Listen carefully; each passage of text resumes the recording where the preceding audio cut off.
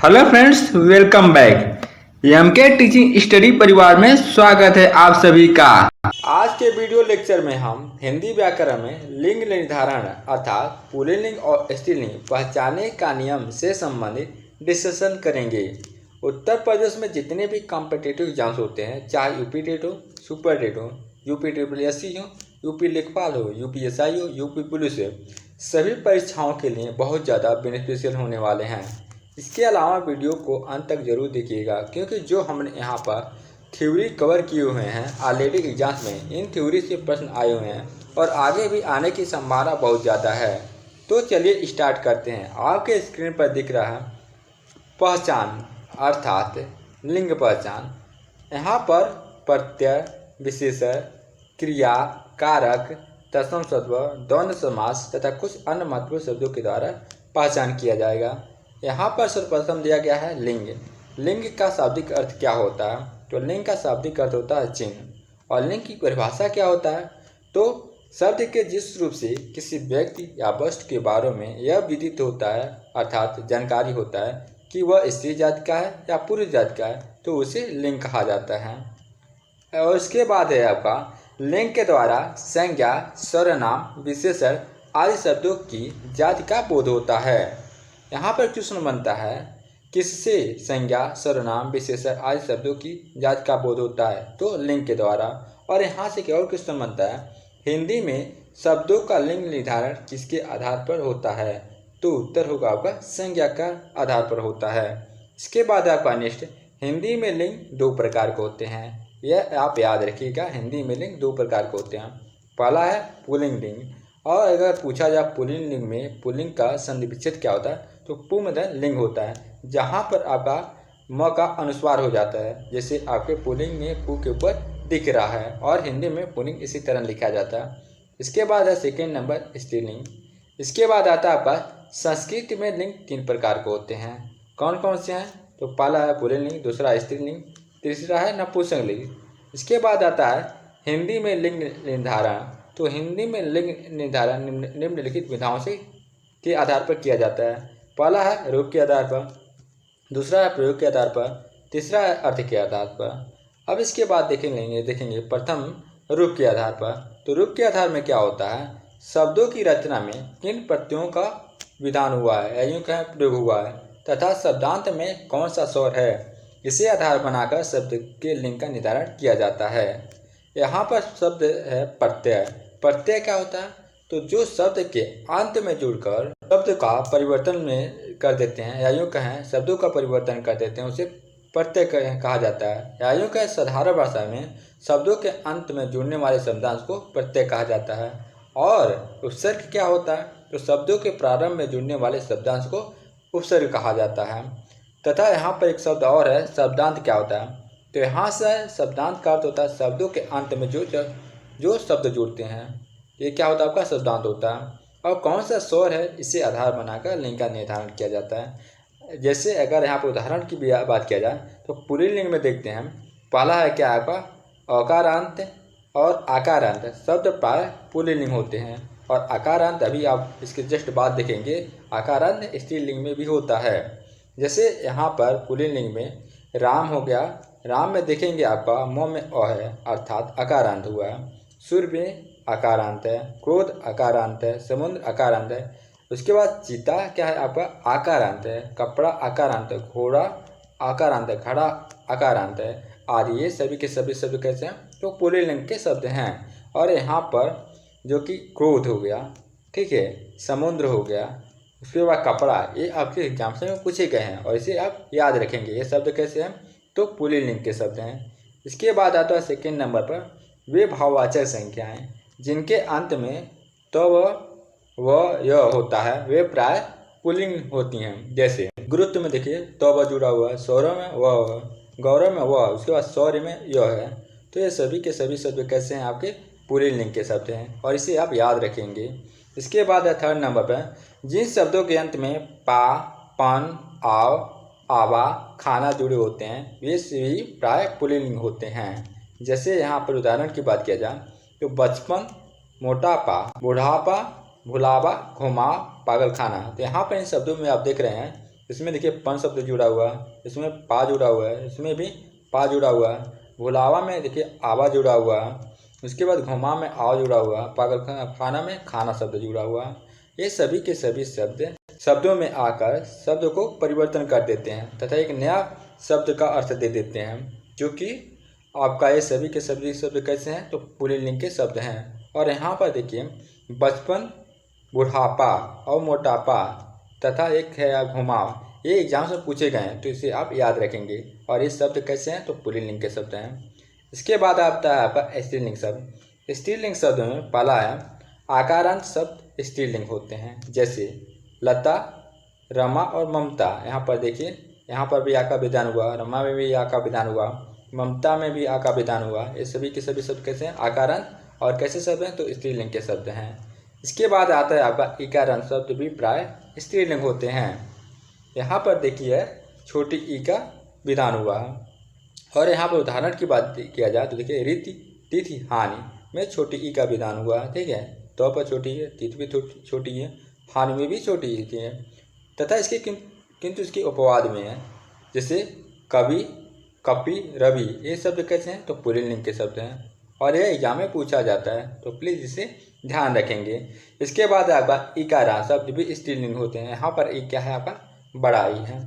जैसे अगर यहाँ पर उदाहरण की बात करें, जैसे नदी, नदी में देखिए इकारान बड़ी है, रोटी में भी और टोपी में भी, किंतु इसके भी अपवाद हैं, जैसे हाथी, दही, पानी क्या है पुल्लिंग के शब्द हैं। और यह एग्जाम में दही, हाथी और पानी पूछा गया है, इसलिए इसे ध्यान रखेंगे। इसके बाद आता है फोर्थ स्टेप है आई या आवट, आहट, ता, ईमा प्रत्यय वाले शब्द भी स्त्रीलिंग होते हैं।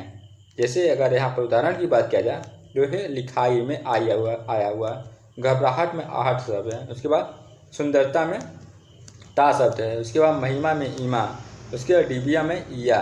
ठीक है, उसके बाद मिलावट में आवट है। ये सभी के सभी शब्द कैसे हो गए तो ये सभी के शब्द स्त्रीलिंग के शब्द हो गए तथा आप इसे याद रखेंगे। यहाँ पर आपका घबराहट और डिबिया और सुंदरता ये एग्जाम में पूछे गए हैं, इसलिए आप लोग इसे ध्यान रखेंगे। इसके बाद आपका नेक्स्ट प्रयोग के आधार पर लिंग का पहचान।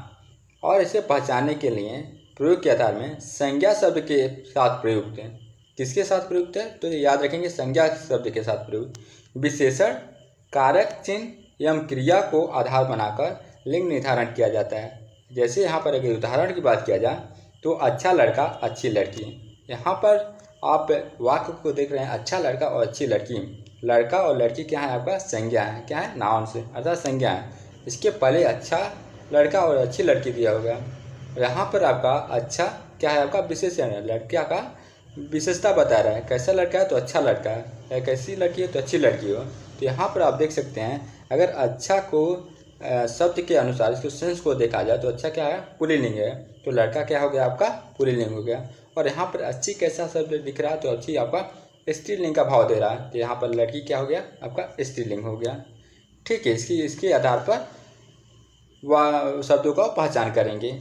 इसके बाद है आपका नेक्स्ट सेकेंड नंबर पे राम की पुस्तक, राम का चाकू।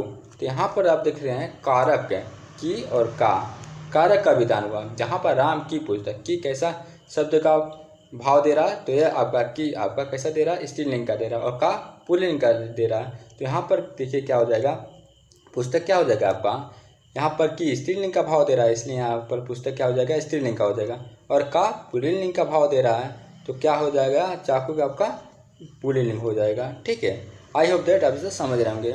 इसके बाद थर्ड नंबर पर राम ने रोटी खाई। यहाँ पर देखिए क्रिया के आधार पर बताया गया है कि रोटी कैसा शब्द है। तो यहाँ पर देखिए रोटी खाई, खाई कैसा है आपका स्त्रीलिंग का भाव दे रहा है। ठीक है, तो रोटी क्या हो जाएगा आपका स्त्रीलिंग हो जाएगा, क्रिया स्त्रीलिंग है तो रोटी स्त्रीलिंग हो जाएगा। उसके बाद राम ने आम खाया, खाया का देखिए भाव कैसा है तो खाया पुल्लिंग का भाव है, तो आम क्या हो जाएगा आपका पुल्लिंग हो जाएगा। तो देखिए यहाँ पर आम पुल्लिंग है तथा क्रिया क्या है आपका पुल्लिंग है। इसके बाद है आपका अर्थ के आधार पर लिंग निर्धारण। इसके द्वारा अर्थ के आधार पर शब्द जो अर्थ की दृष्टि से समान होते हुए भी लिंग की दृष्टि से भिन्न होते हैं। जैसे यहाँ पर कुछ पुल्लिंग तथा स्त्रीलिंग को देख लेते हैं। जैसे कवि का स्त्रीलिंग क्या होता है आपका कवयित्री, इसके बाद विद्वान का क्या होता है, विदुषी होता है। नेता का नेत्री, महान का महती, साधु का साधु, लेखक का लेखिका। यहाँ पर देखिए कवि और कवयित्री यह आपके एग्जाम में पूछे गए हैं। विद्वान के विदुषी ये भी पूछा गया। नेता का नेत्री ये भी आपका प्रवक्ता एग्जाम में पूछा गया। महान का महती ये भी पूछा गया है। साधु का साधु ये भी पूछा गया। तो इन्हें आप ध्यान रखेंगे। इसके बाद आता है आपका शब्दों का सही प्रयोग करने पर ही शुद्ध वाक्य बनता है। जैसे अगर यहाँ पर उदाहरण की बात किया जाए तो आपकी महान कृपा होगी, ये क्या है आपका अशुद्ध वाक्य है। क्यों है, यहाँ पर जो क्रिया दिख रहे हैं होगी, ये कैसा विधान हो रहा है, तो यहाँ पर जो क्रिया का विधान हो रहा है स्त्रीलिंग का हो रहा है। और इसके बाद क्या है, आपकी महान कृपा होगी, और महान क्या है आपका पुल्लिंग है, और महान का स्त्रीलिंग क्या होता है, महती होता है। तो इसलिए यहाँ पर देखिए स्त्रीलिंग का भेद दिखा रहा है, और यहाँ पर कैसा भेद दिखा रहा है, महान पुल्लिंग का। और वाक्य हमेशा एक ही सेंस का भाव, या यूँ कहें एक ही सेंस देता है, यूँ कहें एक ही सेंस का भाव प्रकट करता है। इसलिए यहाँ पर हो जाएगा आपकी महती कृपा होगी, यह आपका शुद्ध वाक्य होगा, और यह सेंस के अनुसार वाक्य के अनुसार एक गलत वाक्य है, क्योंकि यहाँ पर एक तरफ स्त्रीलिंग है और दूसरी तरफ क्या है आपका पुल्लिंग है। इसके बाद है आपका आता है सेकेंड उदाहरण, वह एक विद्वान लेखिका है। यह अशुद्ध वाक्य है। क्यों अशुद्ध वाक्य है, क्योंकि यहाँ पर जो लेखिका स्त्रीलिंग है और विद्वान क्या है आपका पुल्लिंग है, इसलिए यह अशुद्ध वाक्य हो गया। और यदि इसका विद्वान का स्त्रीलिंग कर देंगे तो सही हो जाएगा। तो वह एक विदुषी है, और विद्वान का स्त्रीलिंग क्या होता है, विदुषी होता है, और लेखिका भी स्त्रीलिंग है। तो यह आपका समान भाव प्रकट कर रहा है, तो यहाँ पर यह इसलिए शुद्ध वाक्य हो गया। इसके बाद आता है आपका वाक्य के आधार पर, वाक्य के प्रयोग के आधार पर शब्दों की पहचान करना। जैसे कोट कैसा शब्द है, या कहने का मतलब कोट पुल्लिंग है या स्त्रीलिंग है। तो कोट को आमतौर पर लिखा जाता है कोट खुली है। अगर कहा जाए कोट खुली है और कोट खुला है, तो आमतौर पर लोगों के द्वारा सुना भी जाता है कोट खुला है, न कि खुली है। तो कोट खुला तो पुल्लिंग होता है, इसलिए कोट क्या हो गया आपका पुल्लिंग हो गया। इसके बाद है सिंदूर। सिंदूर स्त्रीलिंग है या पुल्लिंग है।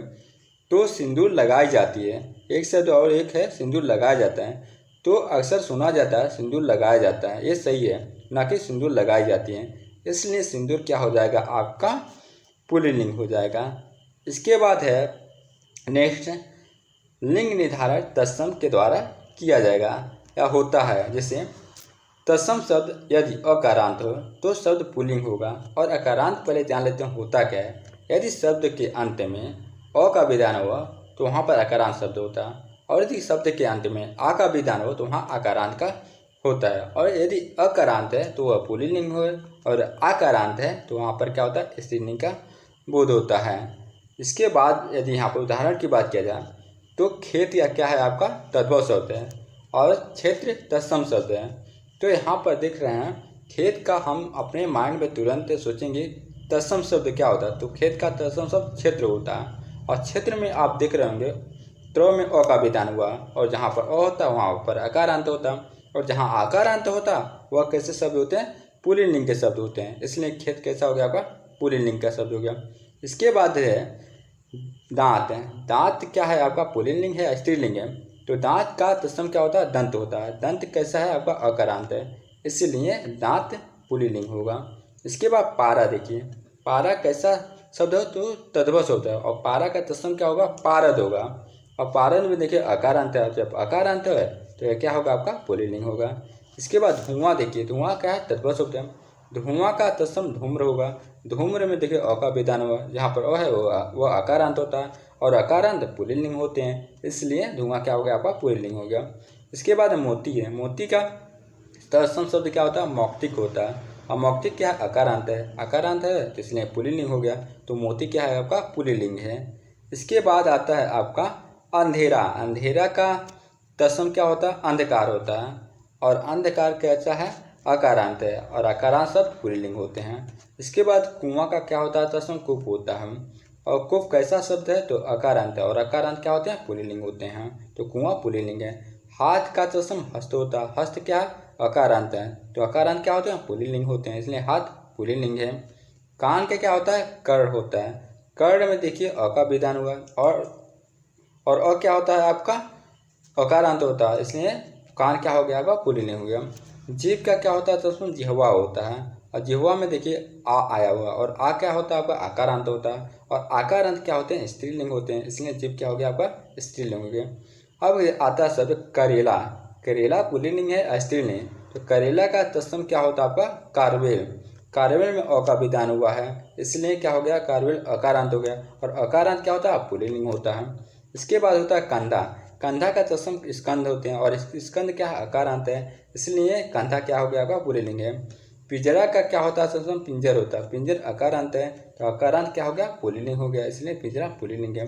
मोर का क्या होता है मयूर होता है तत्सम, और मयूर क्या है आपका अकारांत है, और अकारांत क्या होता है पुल्लिंग होते हैं, तो मोर पुल्लिंग हो गया।